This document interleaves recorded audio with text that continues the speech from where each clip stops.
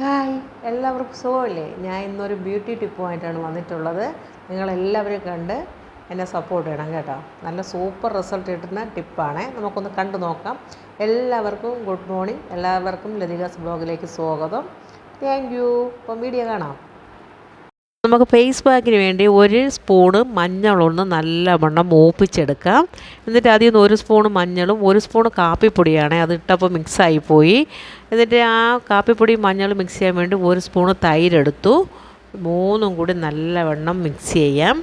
നല്ലവണ്ണം മിക്സ് ചെയ്തതിന് ശേഷം നമ്മൾ മുഖമൊക്കെ നല്ലവണ്ണം കഴുകി ക്ലീൻ ചെയ്തിട്ട് മുഖത്ത് വാരി തേച്ച് ഒരു അരമണിക്കൂർ സമയം നമ്മൾ റെസ്റ്റ് ചെയ്യാൻ വയ്ക്കണം. അരമണിക്കൂർ കഴിഞ്ഞ ശേഷമേ കഴുകി കളയാവൂ. സൂപ്പർ റിസൾട്ടാണ് കേട്ടോ. മഞ്ഞൾപ്പൊടി നമ്മൾ വറുത്ത് ചേർക്കുമ്പോൾ ഉണ്ടാവുന്ന ഗുണം മഞ്ഞൾ പച്ച ചേർക്കുമ്പോൾ കിട്ടില്ല.